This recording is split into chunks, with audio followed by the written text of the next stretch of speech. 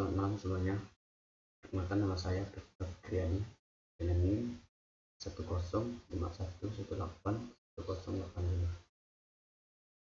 Di sini saya akan memaparkan atau mempresentasikan PPT hasil identifikasi batuan beku yang berada di sekitar tempat tinggal saya.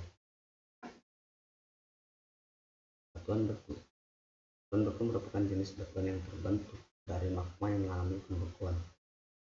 Batuan beku ini juga disebut dengan batuan igneous.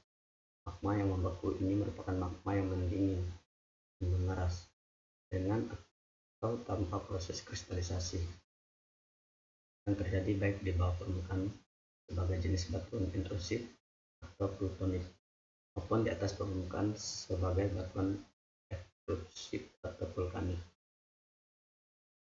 Proses terbentuknya batuan beku. Batuan beku ini terbentuk karena adanya magma yang mengeras atau mengalami pembekuan.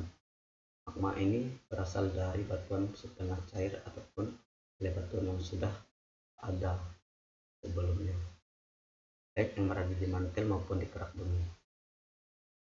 Secara umum, proses pelilihan tersebut terjadi pada salah satu proses dari kenaikan temperatur, penurunan tekanan, ataupun perubahan komposisi. Selanjutnya, untuk proses pembekuan batuan beku ini juga terkadang tergantung pada jenis batuan bekunya masing-masing. Untuk jenis batuan beku, yang pertama, batuan beku korup. Batuan beku korup biasa disebut juga dengan batuan beku agang. Batuan beku korup terbentuk dekat dengan permukaan bumi pada rekahan-rekahan litosfer bagian atas. Di sini proses pendinginan magma sedikit lebih cepat dibandingkan pada batuan beku dalam. Hasil pembekuan magma menyebabkan kristalisasi magma yang kurang sempurna dan menghasilkan tekstur yang disebut porfiri. Yang kedua, batuan beku dalam. Batuan beku dalam biasa disebut juga sebagai batuan beku ekstrusif atau plutonik. Batuan beku dalam terbentuk di bawah permukaan bumi karena pendinginan magma yang lambat, sehingga menunjukkan kristal mineral yang lebih kasar atau holokristalin dengan batas-batas antara mineral yang masih terlihat jelas. Dan untuk yang ketiga, batuan beku luar. Batuan beku luar biasa disebut juga dengan batuan beku ekstrusif. Batuan beku luar terbentuk karena adanya proses pembekuan magma yang cepat di permukaan bumi. Akibat pembekuan yang cepat tersebut, mineral-mineral tidak dapat berkembang dengan baik, sehingga batuan ini akan menunjukkan tekstur yang lebih halus dengan batas antar mineralnya tidak terlihat jelas. Dan untuk struktur batuan beku, yang pertama yaitu struktur bantal atau pilostruktur. Struktur bantal adalah struktur yang dinyatakan pada batuan ekstrusi, tentu yang dicirikan oleh massa batuan yang berbentuk bantal, berukuran antara 30-60 cm, dan biasa jarak antara bantal berdekatan dan terisi oleh bahan-bahan dari sedimen plastik, terbentuk di dalam air dan umumnya terbentuk di laut dalam.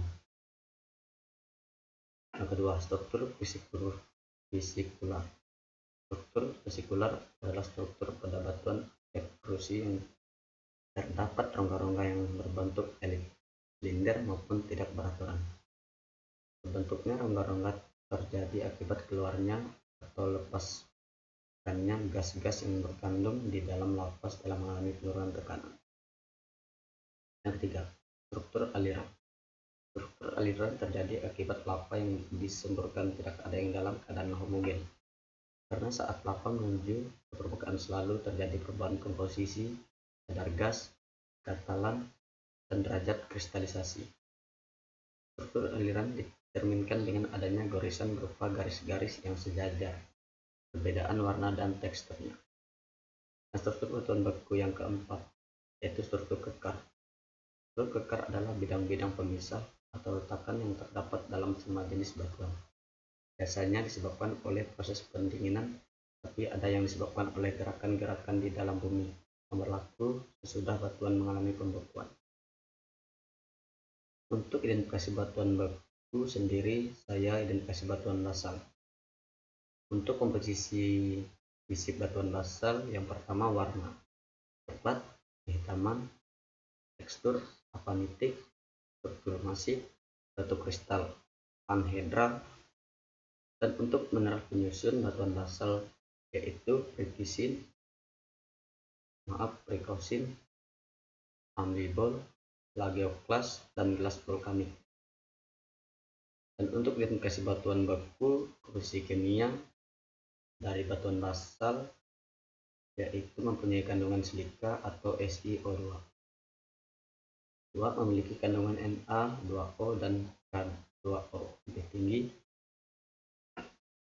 Batu basal mengandung titanium, augite, phoenix olivin, oksida besi, nephelin, dan flokias Ca.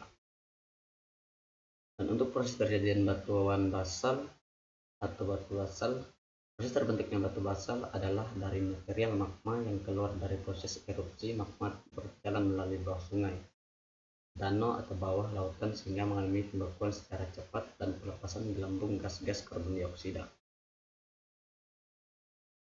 Dan sekian PPT atau pemaparan PPT hasil identifikasi batuan beku yang berada di sekitar tempat tinggal saya.